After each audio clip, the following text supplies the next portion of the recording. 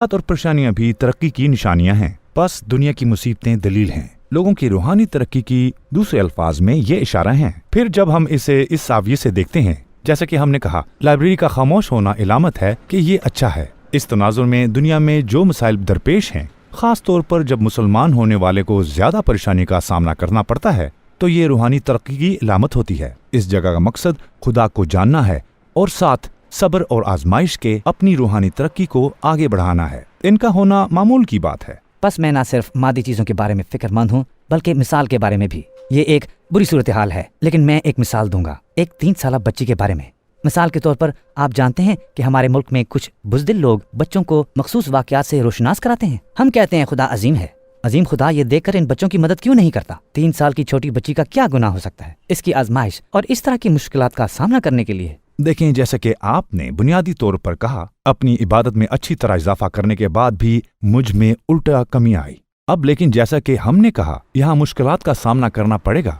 सीखने के लिए मैं इस मौजू पर आपसे एक मुखलिसाना सवाल करना चाहता हूँ। इस मामले में आपके ख्याल में इसका जिम्मेदार और कसूरवार शख्स है या उसका खालिक अल्लाह है? मेरे ख्याल में ये खालिक है, क्योंकि इंसान की तकदीर पहले से तयशुदा है। तकदीर अलग है, हम इस पर भी बात करेंगे। तकदीर का लिखना मर्जी को नकारा नहीं करता, हम इस पर बात करेंगे। तो खुदा ने 3 साल की बच्ची के लिए और ज्यादती करने वाले के लिए ऐसी तकदीर क्यों लिखी है? मैं समझ गया। ये ख्याल रख सकते हैं क्योंकि तकदीर का मामला कायम नहीं है। आइए इसे वाज़िया करते हैं। बुनियादी तौर पर जब हम वाक़यात को देखते हैं, हाँ, हम जुल्म को देख सकते हैं, हम लोगों को जराइम करता देख सकते हैं, हम उन्हें एक दूसरे को तकलीफ पहुंचाते हुए देख सकते हैं। लेकिन जब हम इसका तज्जिया करते हैं, हम देख सकते हैं कि जालिम इंसान है, क्योंकि इंसानों में कुव्वत इरादी होती है। मिसाल के तौर पर आपने आज नीले रंग का स्वेटर पहना है। क्या आपने इसे मुंतखब किया या किसी ने आपको मजबूर किया? मैंने इसे मुंतखब किया। तो ये मर्जी है, ये जुज़वी मर्जी का सबूत है। जैसा कि मैंने आज इसे पहनने का इंतखाब किया। इस वक्त हम सब एक जुज़वी मर्जी के वजूद को जानते हैं। जब हम इस वाक़े को देखते हैं तो लोग अपनी मर्जी से जराइम करते हैं। हम पहले ही जानते हैं कि वो लोग अपने इंतखाब के जिम्मेदार हैं। आइए एक मिसाल देखते हैं। हम देखते हैं कि लोग जराइम करते हैं और हम कुरान पर इल्जाम लगाते हैं। फर्ज करें कि जब एक डॉक्टर ऑपरेटिंग रूम में दाखिल होता है तो जानबूझकर लोगों को छुरा घोंपता है।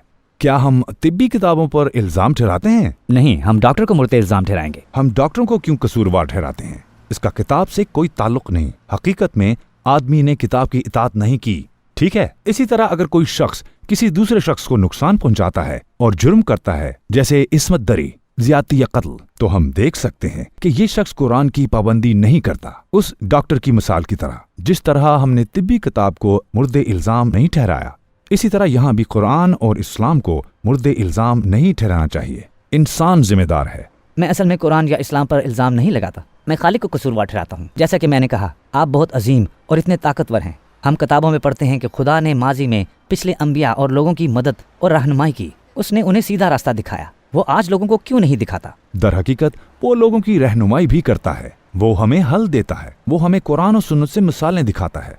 हम अज़्म देख सकते हैं, लेकिन जैसा कि मैंने कहा, लोग अपनी मर्जी का इस्तेमाल करते हुए उस डॉक्टर की तरह ना सुनने का इंतखाब करते हैं। बहुत से डॉक्टर सही काम करेंगे और तिब्बी किताब का इतलाक करेंगे, लेकिन कुछ लोग ऐसा नहीं करेंगे क्योंकि लोगों में कुव्वत इरादी है। आइए बात करते हैं खुदा यहाँ क्यों मुदाखलत नहीं करता। अगर हम इस मौजू को अक्लमंदी के साथ देखें तो हमें नुक्ता नजर आ जाएगा। मिसाल के तौर पर अगर हम कहते हैं कि कोई किसी को छुरा मार रहा या बंदूक से मार रहा है, जब कोई दूसरे को नुकसान पहुंचाने वाला हो और खुदा हमेशा उसे रोके, तो क्या हम बुरे और अच्छे में फर्क कर पाएंगे? अगर मर्जी में रुकावट हो और कोई बुराई ना कर सके, तो क्या आप में और ज्यादती करने वाले में कोई फर्क रह जाएगा? फिर अच्छाई और बुराई की तमीज नहीं रहती। क्या आप रेपिस्ट की बराबरी पर रहना पसंद करेंगे? नहीं, मैं नहीं करूँगा, लेकिन मैं सिर्फ ये चाहता हूँ कि अगर जरूरी हो तो खुदा हर एक की मर्जी को महदूद करे और कोई बुराई ना हो, सिर्फ अच्छाई हो, कोई बुराई ना करे और कोई जहन्नम में ना जाए। जब हम इस नुक्ता नजर से देखते हैं और लोग पाबंद होंगे, तो एक नेक नीयत और बदनीयत शख्स में कोई फर्क नहीं होगा। मान ले कि इंसान ने अपनी रूह को आलूदा कर लिया है, दोनों में फर्क करने का क्या फायदा होगा? ये तब होता है जब कुव्वत इरादी अमल में आती है। यहाँ खुदा मुदाखलत कर सकता है, लेकिन आम तौर पर तमाम मुदाखलत और जराइम की रोकथाम आज़ाद मर्जी में मुदाखलत करेगी। फिर क्या होगा? लोग कहेंगे मेरे पास अपनी मर्जी नहीं है, मैं कसूरवार नहीं हूँ। फिर ये कैसा होगा? इससे सजा और जजा का मकसद फोत हो जाएगा। एक नेक और बुरे शख्स का दर्जा यकसां हो जाएगा। आपने कहा कि आप एक रेपिस्ट के बराबर खड़े नहीं होना चाहते। वो कौन सी चीज है जो आपको मुमताज करती है और मुख्तलिफ दर्जा देती है? अच्छे दिल वालों और बुरे दिल वालों में क्या फर्क है? ये आजाद मर्जी की मौजूदगी है। दूसरे अल्फाज में कुव्वत इरादी के साथ अच्छाई सामने आती है और बुराई बेनकाब होती है। हम इसे शफकत से देखते हैं। ये मुझे भी परेशान करता है, इसलिए मैं जो कर सकता हूँ वो कर रहा हूँ। लेकिन रहम करने वाले के लिए ये नामुमकिन है कि वो खुद रहम दिल ना हो। लेकिन जब हम इसे वसी दायरे में देखते हैं तो लोगों को सताया जा सकता है। आइए इस तरह सोचते हैं। मिसाल के तौर पर एक बहुत बुरे ख्वाब के बारे में सोचो। कभी कभी इसमें काफी वक्त भी लगता है, ठीक है? हम कहते हैं कि आपने एक ख्वाब देखा है जो आपके ख्याल में 80 साल तक जारी रहा और ये खौफनाक है। जैसे ही आप इस ख्वाब से बेदार होते हैं, क्या आप पानी के एक प्याले से सब कुछ भूल नहीं जाते? हम इसे ख्वाब कहते हैं और भूल जाते हैं। एक गिलास पानी के साथ अगर खुदा हमें ख्वाब के इस दर्द को भुलाने की तौफीक दे सकता है जो हमें लगा 80 साल का है, तो वो हमें अब्दी जन्नत के बदले इस दुनिया की परेशानियों को भुलाने की तौफीक क्यों नहीं दे सकता? हम अबदी जन्नत के बारे में बात कर रहे हैं। हम कहते हैं कि खुदा अपने तमाम बंदों से यकसा मोहब्बत करता है, ठीक है?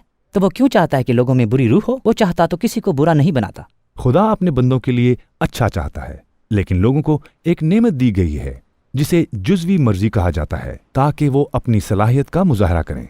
लोग इस जुज़वी मर्जी को अपनी मर्जी के मुताबिक इस्तेमाल करते हैं। मसलन आग का वजूद खुशगवार है ना? ये हमारी जरूरत को पूरी करती है, लिहाजा ये अच्छी है। इससे बहुत से फायदे हैं। अलबत्ता अगर कोई अपनी कुव्वत इरादी के साथ आग तक पहुंच जाए और जानबूझकर अपना हाथ जला दे, क्या हम कह सकते हैं आग का वजूद बुरा है? हम ये नहीं कह सकते, ये बहुत गैर माकूल होगा। वो नहीं कर सकते क्योंकि ये पहले से ही जाहिर था कि ऐसा होगा।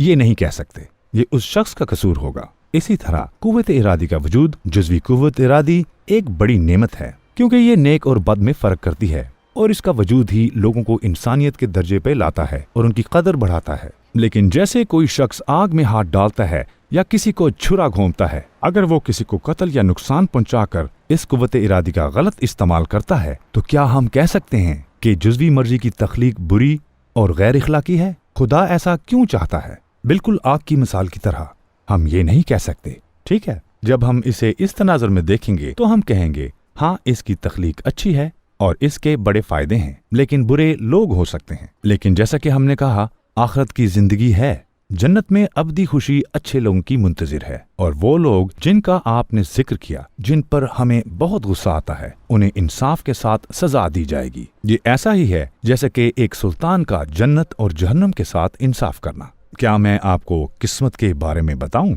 ये ऐसा कह लें, तकदीर खुदा का इल्म है। हम बाज़ औक़ात मुदाखलत और इल्म को उलझा देते हैं। जिस तरह सूरज के मुख्तलिफ रंग होते हैं, मिसाल के तौर पर कह लें कि एक पीला है और एक सुर्ख है, ये दो मुख्तलिफ खसूसियात हैं। इसी तरह अल्लाह का नाम अल अलीम है, अल्लाह का जानने वाला नाम। हम इस नाम के साथ किस्मत पर गौर कर सकते हैं। उसका दूसरा नाम अल कादिर है। हम तख्लीक जैसे अमाल के बारे में सोच सकते हैं। खुदा जानता है, लेकिन क्या वो हमारे साथ मुदाखलत कर रहा है? हम दो मुख्तलिफ तसव्वुरात को उलझा देते हैं। ये सूरज के दो मुख्तलिफ रंगों की तरह है। खुदा का नाम अल अलीम अलग है और अल कादिर अलग है। फिर हम कहेंगे हकीकत ये है कि खुदा कुछ जानता है। उसका मतलब ये नहीं कि वह मुदाखलत करे और हमें मजबूर करे। इनमें मुख्तलिफ खसूसियात हैं। फिर हम कहते हैं कि अगर ये हमारी किस्मत में पहले से लिखा हुआ है तो इसमें हमारा कसूर कैसा? हकीकत में ऐसा नहीं है। खुदा ने ये लिखा है क्योंकि वो जानता था कि हम ये करेंगे। एक छोटी सी मिसाल से बात खत्म करते हैं। फर्ज करें कि दो गाड़ियां मुख्तलिफ सिमत से आ रही हैं।